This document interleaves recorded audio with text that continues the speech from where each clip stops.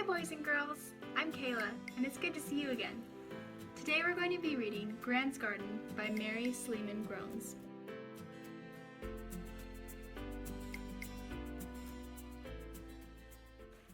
What time is it, Brendan? Mom asked.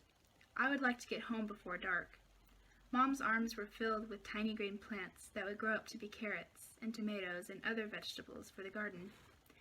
She couldn't see her wrist to check her watch. 5:18 p.m., an electronic voice answered, before I had time to look at my watch. Gran laughed and pushed the button on her talking watch again. 5:19 p.m., it said. The talking watch had been a gift from a neighbor, and Gran loved to use it. Gran had been strong and active until she had a stroke. Now she was blind and her right side was paralyzed. I pushed her wheelchair through the garden center while Mom chose vegetables. I'm going to park you for a minute, Gran, I said. Mom's arms are full, and I'm going to get a cart for her. I set the brakes on the wheelchair and headed to where I had noticed a row of carts. I passed bright yellow and purple and red flowers. I didn't know the names of most of them, but some looked familiar. When Gran lived in her own house, she planted flowers near her front door every spring. I recognized the rose bushes and pansies. When I was little, Gran had pointed out the pansies were flowers and looked like they had faces.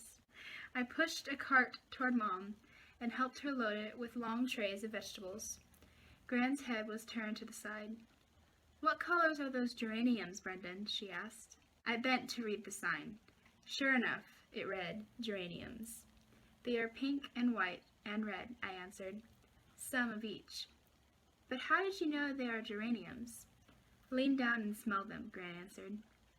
Geranium leaves have a distinctive smell, even when the plants aren't blooming. I shut my eyes and put my nose in the green leaves. Then I walked around and tried to smell some of the other plants. I felt the leaves.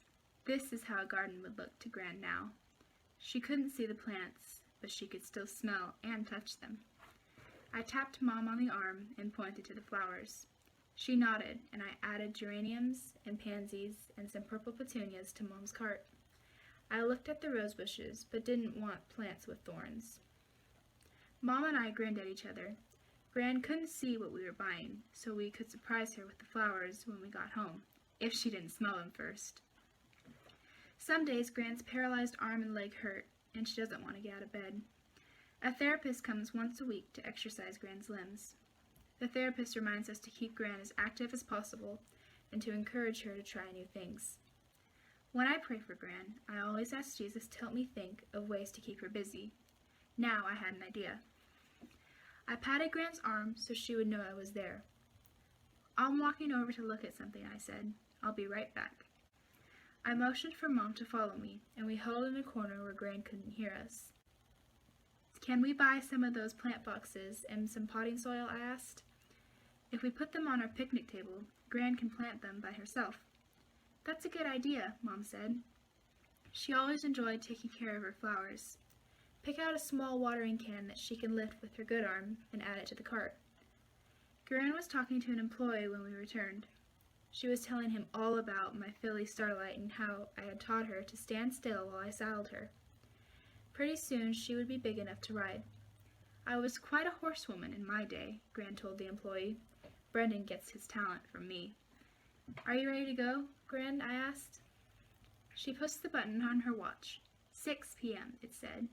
We'd better go, Gran said. We are going to be eating a late supper tonight. Mom went outside the next morning to plant her vegetable garden. I pushed Gran down the ramp toward the barn and stopped at the picnic table. Look, Gran, I said. Oops, I mean smell and feel the things on the table. Mom and I bought these for you at the garden center yesterday. Gran reached out with her left hand and touched the plant. She leaned toward it. Geranium, she said. What color? What else is here?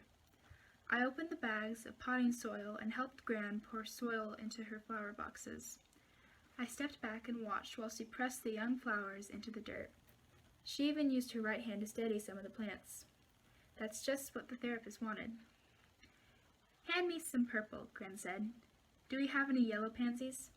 After I fill the boxes, you can lift them down and set them by the front door. A home always feels so cheerful and welcome with flowers near the door. That was a great story, don't you think? Well, I guess I'll see you next time.